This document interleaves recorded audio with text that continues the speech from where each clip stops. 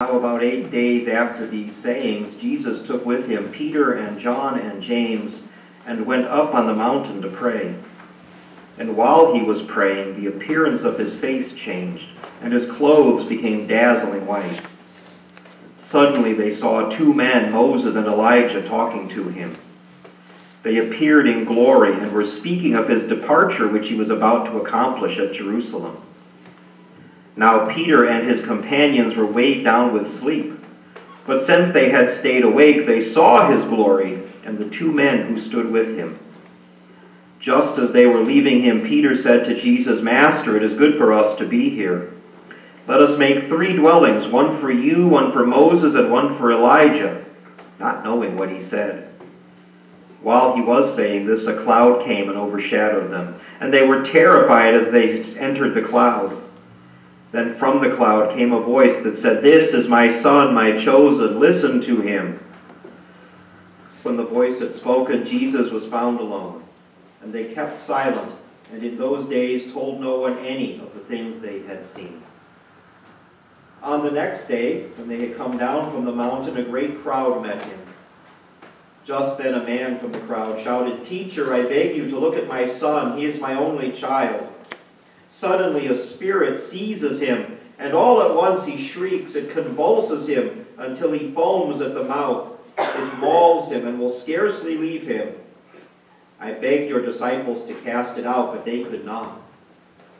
Jesus answered, "You faithless and perverse generation, how much longer must I be with you and bear with you?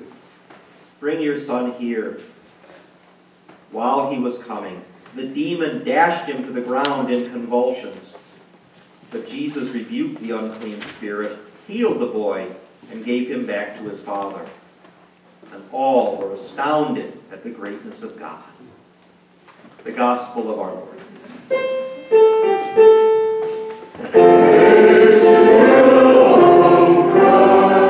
Please be seated.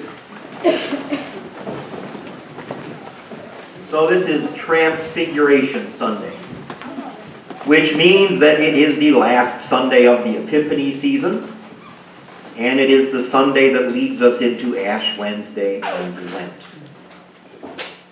Today we are up on the mountaintop with Jesus and 3 of his disciples, but on Wednesday we get ashes on our foreheads, and we are reminded that we are all going to die.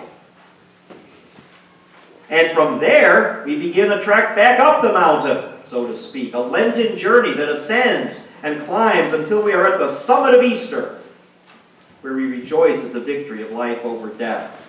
These next 40-some days that we are about to enter into are a journey filled with highs and lows. They are a journey filled with reflection and renewal, and they are a journey filled with struggle and triumph. And as I mentioned in the announcements, a big part of this journey will be our Wednesday evening worship services, and in that worship we will have time for healing, a time for laying on of hands and prayer for those who need such a thing in their life. If you need to feel that healing touch, I invite you to come, and come forward. Place yourself at the altar of God and feel God's touch. And if you know someone who you think might be blessed by that moment, I invite you to have them come with you. Invite them to come forward as well. It's a time of healing and a time of prayer. And prayer is so important in Lent. Prayer is so important this time of year, because this whole journey from the mountain of the Transfiguration down to the valley of Lent and up to the mountaintop of Easter once again all begins with prayer.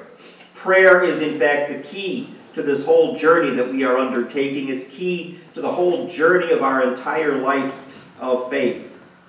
As we see Jesus today going up the mountain with 3 of his disciples, he is going up there to pray.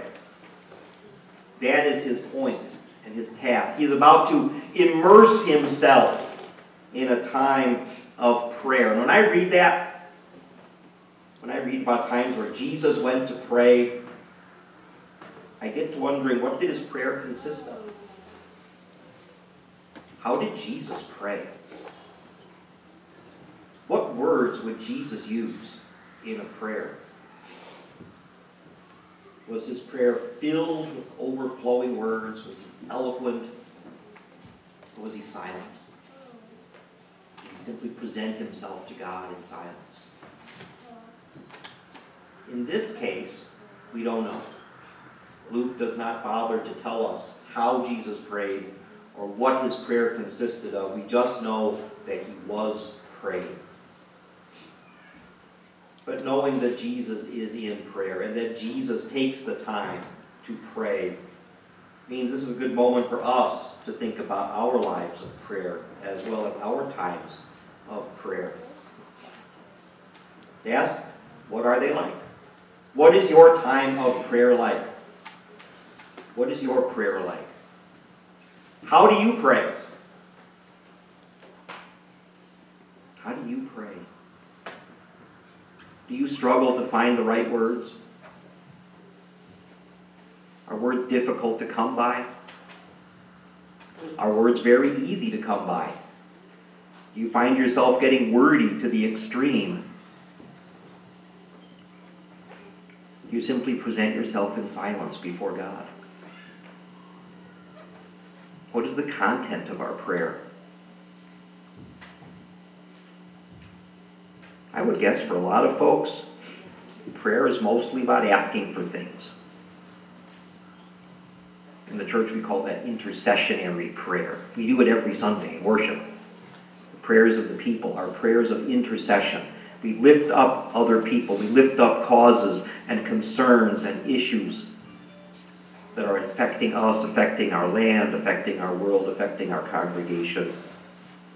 We lift up words and petitions, hoping and believing that God will hear them and that God will answer them.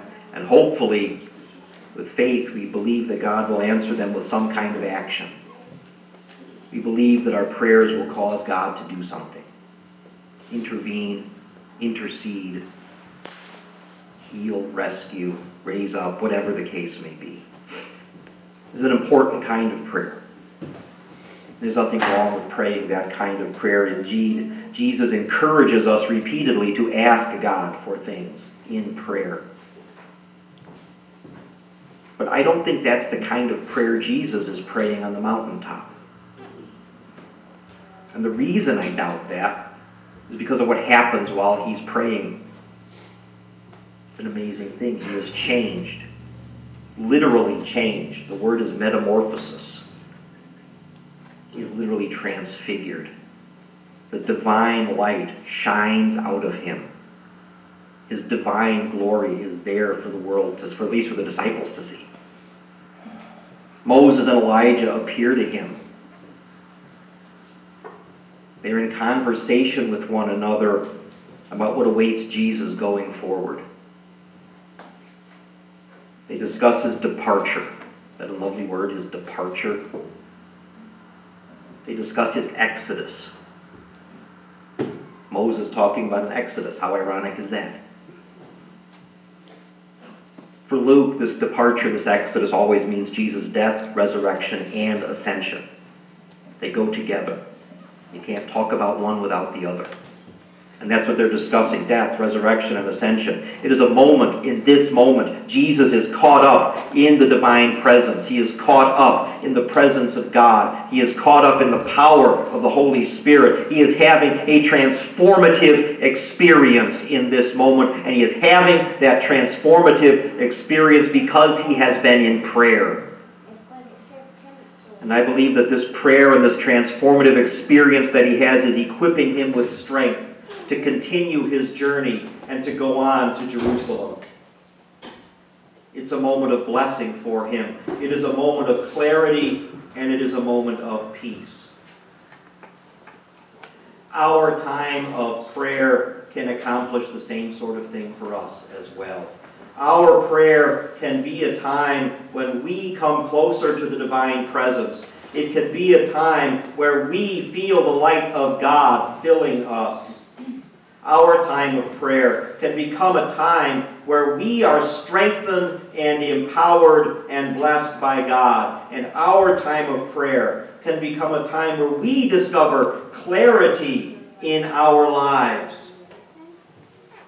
Our time of prayer can be a time when God comes near to us. When God is near to us, very near to us, so near to us that we can almost reach out and touch God.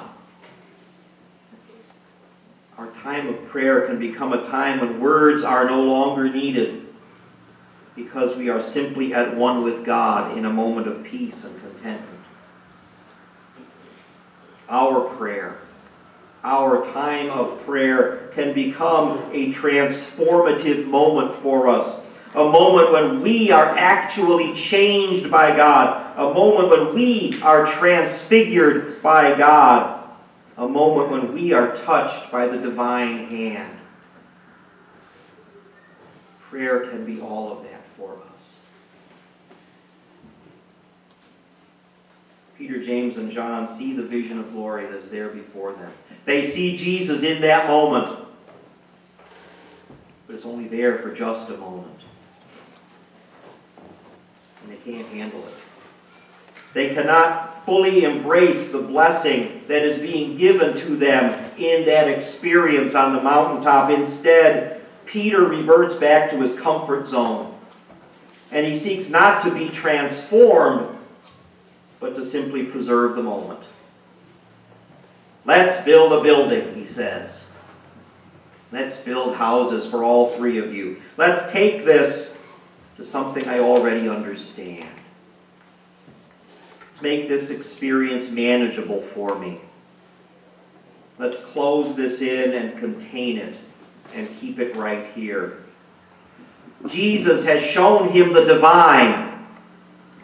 He can do nothing more than stay earthbound. I don't know. Maybe we wouldn't do anything different.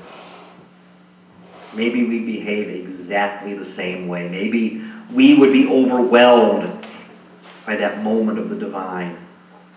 Maybe we would not be able to wrap our minds around the awesome vision of Christ in his glory. And maybe we choose to stay with what's familiar to us and what is safe for us instead of embracing the moment of divine transformation. Maybe we try to build a building too and seek to contain God within that building and seek to contain the power of the divine within our little construction. But in that moment, the moment is gone. It's over. The cloud descends, the voice speaks, and it's over. And reality beckons once again. Jesus has been empowered, but have the disciples?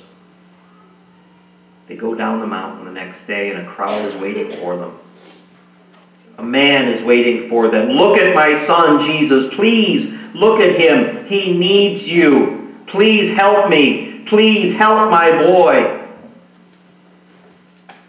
A prayer that can be all too familiar to us. Help my child. What prayer is more powerful than the prayer of a parent crying out for the sake of their child?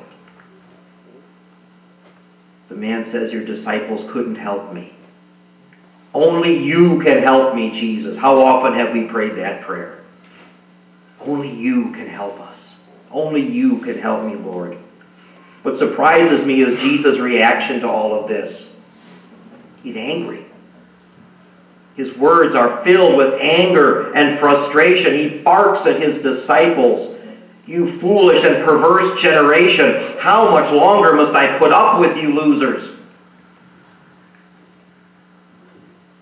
You see nothing, though I've shown you everything. You want to box God up and contain God in and build a building around God. I've come to set the world free. I've come to break us out of our buildings and our constructions. I've come to free us from constraints and from evil and oppression and fear. I have come to bring life and hope and healing. Will you embrace it? The temptation is to run away. The temptation is to try to be safe in our building. To stay in here. Oh, maybe we'll invite others to join us in here. But the temptation is to stay put. Stay where we know how things will be, where we know how things will work. Where we're in control and nobody else. We want the comfort of the familiar. We want the safety of the unchallenging. We want to see God, but we want to see God here and nowhere else. We want to keep God in here and not out there where we live most of our lives. We want to stay on top of the mountain and build our booths and wall in Jesus and Moses and Elijah. But the glory of God is meant to be shared. The glory of God only exists when we embrace community and fellowship, not only with ourselves, but with the world around us. The glory of God needs to be taken outside of our walls and into the places where children are convulsing and suffering and where fathers and mothers are crying out for help. We are meant to be light shining into darkness. We are meant to bring hope to the hopeless and healing to the suffering. We are meant to go out and to be out among all of God's suffering and hurting children, bringing them the message that God is with them. Not here, but out there where they are. God is present with them where they are. We are sent by God to offer words and actions that bring renewal and hope and life and blessing to the world around us. We are sent out by God to be the answer to other people's prayers. And we're back to prayer. Because it all begins with prayer. Everything begins with prayer. Our prayers for ourselves and our prayers for others as well. Our prayers that will change us and our prayers that will change others. Our prayers that will change the world. It all begins with prayer.